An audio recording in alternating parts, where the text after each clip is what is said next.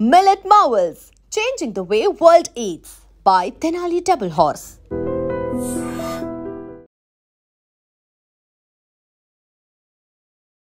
ప్రస్తుతం సహస్ర వాళ్ళ ఇంటి దగ్గరనే మనం ఉన్నాం.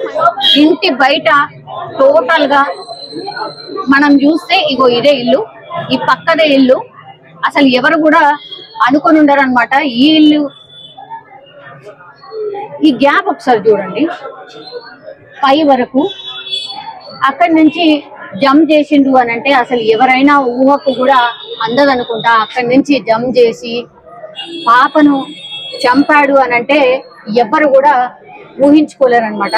అంత దారుణంగా ఒక మైనర్ అబ్బాయి మైనర్ అమ్మాయిని చంపిండు అంటే మీరు ఇమాజిన్ కూడా చేసుకోలేము. ఆ రోజు కూడా మనం కవర్ చేసినప్పుడు కూడా ఈ ఇంట్లో లోపలికి వెళ్ళాం. యాక్చువల్లీ వెళ్ళినప్పుడు కూడా ఇక్కడ ఉన్న వాళ్ళు అసలు ఐ థింక్ షాక్ లోనే ఉండిపోయారు అనుకుంటా. అమ్మా ఆ రోజు వచ్చినాం కదా మేము, మొన్న వచ్చినప్పుడు మీ ఇంట్లోనే అబ్బాయి చేస్తాడని ఎప్పుడైనా ఊహించారా? ఒక్కసారి నించోండి, నేనేం లోపల రాను.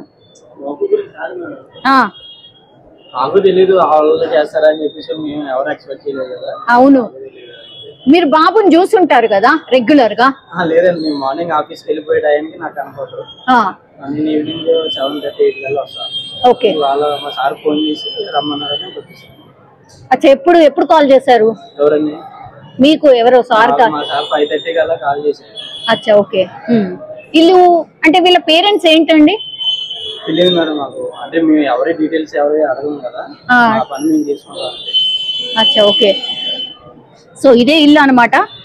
వాళ్ళు యాక్చువల్లీ మొన్న చెప్పినప్పుడు కూడా 2 నెలలు అయింది మేము వచ్చి అనేటువంటి మాట చెప్పిండ్రు మీరు. సో నాకు అది ఇంకా గుర్తుంది. మీరు ఒకసారి చూడండి, గల్లీ అంతా కూడా అంటే అందరూ ఒక రకంగా షాక్ లో ఉండిపోయినరు. అసలు ఏం జరిగిందో ఏంటో తెలియనటువంటి పరిస్థితి అనమాట. ఒక్కసారి మాట్లాడదాం, అసలు ఏమైంది ఏంటి అనేది కనుక్కునే ప్రయత్నం చేద్దాం. ఒక్కసారి అమ్మా, అసలు ఈయన్ని గల్లీల్ని ఆ పిల్లగాడు చేస్తాడు అని మీరు ఊహించిండ్రా? ఓకే, మీరు చూసుంటారు కదా అబ్బాయిని రెగ్యులర్ గా? పైన ఉంటారా? అచ్చా, ఓకే. అసలు ఎట్లా అనుమానం వచ్చిందా అబ్బాయి చేస్తుంటాడు అని? అవునా, మీడియా వాళ్ళు చెప్తారు, అంతేనా? న్యూస్ లో చూసే తెలుసు మాకు. అచ్చా, ఓకే. వాళ్ళ పేరెంట్స్ ఏంటి అనేది ఏమన్నా తెలుసా? అబ్బాయి వాళ్ళ అమ్మా నాన్న వాళ్ళు అక్కడ ఉంటారు, మాకు పరిచయం లేదు అసలు. అచ్చా, ఓకే. మీరు ఎక్కడ ఉంటారండి? ఏమో అంటే సరౌండింగ్స్, అదే యాక్చువల్లీ సరౌండింగ్స్ వాళ్ళే ఎవరో చెప్పారు, చూసారు అనేటువంటి మాట వినిపిస్తోంది.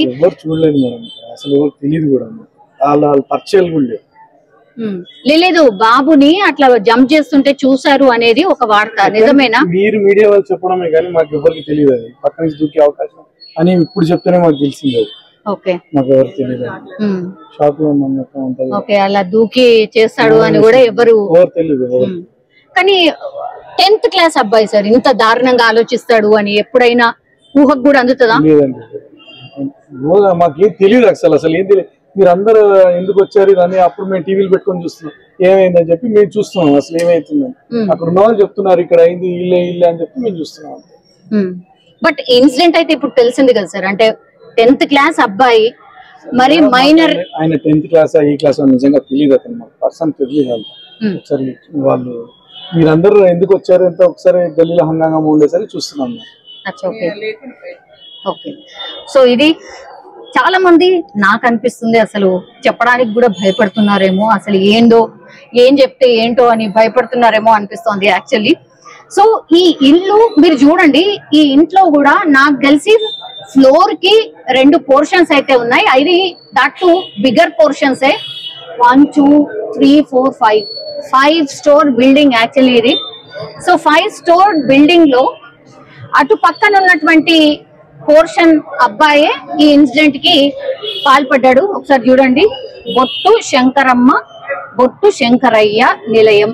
పాపం వాళ్ళు ఏం అనుకొని ఉండరు కదా ఇట్లా ఒకటి జరుగుతుందనో, ఇట్లాంటి ఇన్సిడెంట్ జరుగుతుందనో ఎవరు కూడా ఊహించి ఉండరు కదా.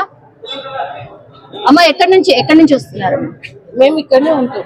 అచ్చా అచ్చా మీరందరూ మీరు మా వాళ్ళే అందుకే అర్చుకుందామని వస్తాం. అచ్చా ఓనర్స్ ఉంటారా పైన? ఓనర్సే మా వాళ్ళు. అచ్చా ఓకే. జరిగాక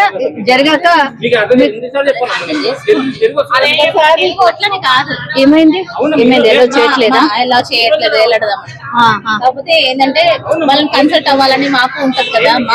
మా ఇంట్లో ఉన్న వాళ్ళే ఇట్లా చేశారు అని అంటే మా రిలేటివ్స్ కి కూడా కొంచెం మేము ధైర్యం ఇవ్వడం మంచిదే కదా. సో అట్లా ఓనర్ వాళ్ళు ఎక్కడ ఉంటారు? ఇది ఇక్కడే మా మామే వాళ్ళ. ఏ ఫ్లోర్ అంటే ఒక్కొక్కరు ఒక్కొక్క ఫ్లోర్ లో ఉంటారు. ఏ ఫ్లోర్ అనే తెలియదు నాకు. మీ ఫ్యామిలీ మెంబర్స్ అందరు కూడా ఇదే దాంట్లో ఉంటారు. ఉంటారు. ఓకే మీరు తరచూ వస్తూ వెళ్తూ ఉంటారేమో. బేబీ అబ్బాయిని చూసారా? అంటే అంతగా ఏం పర్టికులర్ గా చూడలేదు. చూస్తూ ఉంటే ఉండొచ్చు, మేబీ చూసుండవచ్చు. ఓకే ఇక పర్టికులర్ గా అయితే తెలియదు. ఓకే వాళ్ళ అమ్మ నాన్నను? వాళ్ళ అమ్మ తెలుసు నాకు. ఓకే నాకు అంటే అంతగా తెలియదు. ఇది వరకు కిరాణా షాప్ ఉండేది, తీసేసింది. అంతా జాబ్ చేసుకుంటుంది అనుకుంటా మైబీ. అచ్చా అంతే. వాళ్ళ హస్బెండ్ సంగతి నాకు అంత తెలియదు. ఓకే ఎంతమంది పిల్లలు? 3 పిల్లల్లో 2 ఆడపిల్లలు, 1 మగ పిల్లగాడు.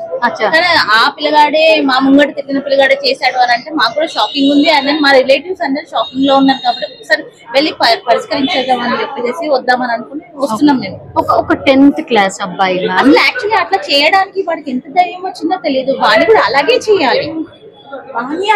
ఎందుకోసం అంటే ఇప్పుడు చిన్న పాప పోయింది, రేపు పొద్దున ఎన్ని ప్రాణాలు ఉన్నాయి మన చేతిలో. ఎందుకు ఇప్పుడే కట్ చేసేస్తే అయిపోయింది అంతే. మరి లేదు అంటే రేపు పొద్దున ఏమవుతాడో తెలియదు. భారత పౌరులు అని అంటారు కదా, ఇప్పటి చిల్డ్రన్స్ కదా రేపటి పౌరులు. అట్లాంటప్పుడు ఇప్పుడే వాడు ఇట్లా చేశాడంటే రేపు పొద్దున ఇంకేం చేస్తాడు ఎవరికి తెలుసు. ఎందుకోసమని ఇప్పుడు వాడికి ఏదన్నా శిక్షిస్తేనే రేపు పొద్దున ఇప్పుడు వాడి తోటితో ఉన్నారు కొంచెం భయపడతాడు. లేదంటే వాళ్ళు అదే ఏజ్ లో పోతారు, వాళ్ళు అదే ట్రాక్ లో పోతారు. అట్లా పోకూడదు అని అంటే వాడిని కూడా కట్ చేసేసారు. ఓకే ఏ ప్రభావం అయి ఉంటుంది మ్యామ్? ఎందుకంటే ఈ విషయాన్ని ఎందుకు అడుగుతున్నా అంటే లెటర్ రాసి మరి నేను ఏం చేయాలి, ఎట్లా చేయాలి, ఏ స్టెప్ లో ఏమేం చేయాలి అని రాసుకొని మరి ఇంప్లిమెంట్ చేయాలి. ఏం చేయాలి వాడు రాసుకున్నాడు చేసినాడు అంటే ఆల్మోస్ట్ ఆల్ ఇప్పుడు మనం ప్రతి ఒక్కరి చేతిలో మొబైల్స్ ఉన్నాయి. మొబైల్స్ ప్రభావం కంపల్సరీ అందరిలో చూపెడుతున్నారు. మాకు కిడ్స్ ఉన్నారు, మేము అట్లా చేయొద్దు అని చెప్పేసి మేము ఒక ట్రాక్ లోనే నడుస్తున్నాం. కానీ ఎంత ట్రాక్ లో నడిచినా సరే వాళ్ళ మైండ్ సెట్ ని మేము స్టడీ చేయలేము కదా. వన్ థింగ్, ఇప్పుడు మేము ఒక వర్క్ వస్తాం, మా పిల్లలు ఏం చేస్తున్నారో మేము మా అంటే ఊరికే మినిట్ అయితే అబ్జర్వ్ చేయలేము. ఇప్పుడు వాళ్ళ పేరెంట్స్ కూడా అనుకోలేరు కదా. అనుకుని ఉంటే వాళ్ళు పేరెంట్స్ కంపల్సరీ ఖండించేవాడు కదా. మనం ఏం చేయలేం కదా మేడం. అదంతా అంతేనా? ఫేట్. వాడు రాత వాడు రాసుకున్నాడు, పేరెంట్స్ కంటారు కానీ వాడు రాతనైతే కన్నారు కదా. అవును అవును. కానీ దొంగతనం చేశాడు అనేటువంటిది బయటకు వస్తుంది మ్యామ్. 80,000 కోసము అని. అదే తెలుసు. 80,000 ఒక 10th క్లాస్ అబ్బాయికి ఏం అవసరం ఉంటుంది? అదైతే కరెక్టే కదా. ఇప్పుడు పేరెంట్స్ ప్రతి ఒక్కటి ఇప్పుడు మేము సంపాదిస్తున్నాం మా కిడ్స్ కోసం. ఏదైనా సరే మా కిడ్స్ కి ఏదైనా కావాలంటే అది అవసరమా లేదా? అవసరం ఉందని అంటేనే ఇప్పిస్తాం, లేదు అని అంటే నేను ఇప్పియను భయ్య అని అంటారు. అంతే. నేనైతే ఇట్లాగే ఉంటాను. నేను ఇంతే ఈ పొజిషన్ లోనే నడుస్తాను. ఎందుకంటే అది అవసరమా కాదు. అవసరమైతే ఇప్పిస్తా, లేదు అని అంటే లేదు. లేదంటే వాళ్ళ ఫాదర్ దగ్గర. ఎందుకోసం అంటే నేను ఎక్కువ మట్టుకు చూసుకుంటాను. వాళ్ళ ఫాదర్ చూసుకుని వాళ్ళ ఫాదర్ రేంజ్ లో వాళ్ళ ఫాదర్ ఉంటారు, నా తరపున వాళ్ళ ఫాదర్ తీసుకెళ్తారు. అంతే, అంతకు మించింది ఏం లేదు. కాబట్టి కిడ్స్ ని కూడా మనం ఎంత సేఫ్ అని పట్టుకొని ఉంటాము, పట్టుకొని ఉండలేం కదా. ఏదో ఒక సమయంలో జారవిచ్చాను. ఆ జారవిచ్చిన సమయంలో వాడు ఏది నేర్చుకుంటున్నాడో మనకు తెలియదు. మనం కూడా అసలు ఏం చెయ్యలేమండి. సిచ్యువేషన్ అట్లా అయిపోయింది. కాదండి, జస్ట్ ఆ బిల్డింగ్ గ్యాప్. ఒకవేళ ఏ పట్టు తప్పినా వాటి కింద పడితే అవుట్ కదా అంటే వాడికి తెలిసి ఉండాలి కదా. ఇప్పుడు మనము చిన్న దెబ్బ తాకిన అయ్యో నా కొడుకు దెబ్బ తాకిందని చెప్పేసి ఏదో ఒకటి రాయడమో పోయడమో జరుగుతాము. వాడికి అంత ధైర్యం ఉంది అని అంటే కనుక వాడు ఎన్ని చేశాడో బయట. ఇప్పుడు పేరెంట్స్ బయటకు వెళ్ళేసి వస్తున్నాడండి, ఇక్కడ ఉన్నారు కదా చూసుకుంటారు కదా, పిల్లలు సేఫ్టీగా ఉన్నారు కదా అని వదిలేసి వెళ్ళిపోయారు. కానీ వాడు ఏమేమి చేస్తున్నాడో అన్ని చూడలేరు కదా. మింటు అంత ఏ గల్లీకి పోతున్నాడు, ఏం చేస్తున్నాడు, ఎవరితో మాట్లాడుతున్నారు అవన్నీ చూస్తారా? చూడరు. అంతే ఉంటది పరిస్థితి.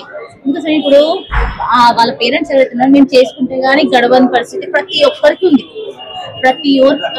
ఇప్పుడు సహస్ర పేరెంట్స్ ఎవరైతే అన్నారో అట్లాంటి సిచ్యువేషన్ ప్రతి ఒక్క పేరెంట్స్ కి ఉంది. ఎందుకోసం అంటే ఉన్న ఏంటి ఇప్పుడు లైక్ ఏమన్నా లైఫ్ స్టైల్ అనుకోవచ్చు, ఖర్చులకు ఖర్చులకి అంతా మొత్తం అంతా ఎక్స్పెండిచర్స్, ప్రతి ఒక్క ఎక్స్పెండిచర్ కొంచెం చాలా హైగా ఉంది. ఆ హైఫై లైఫ్ కావాలనుకుంటున్నాం కాబట్టి ఆ హైఫై లైఫ్ కోసం మనం ఏదన్నా చేయగలుగుతున్నామో అట్లా మనం ఎక్స్పెండిచర్స్ కూడా పెట్టగలుగుతున్నాం. మనకు అట్లా శాలరీస్ వస్తే ఇట్లా పెట్టగలుగుతున్నాం కాబట్టి మనం కంపల్సరీ బయటకు వెళ్ళాల్సి వస్తుంది. వెళ్ళకుంటే ఎట్లా గడుస్తుంది? ఇప్పుడు పిల్లలకు కూడా ప్రతి ఒక్క స్కూళ్ళలో 80,000 90,000 పే చేయాలంటే మరి మేము బయటకు వెళ్ళకపోతే ఎట్లా పే చేస్తాము?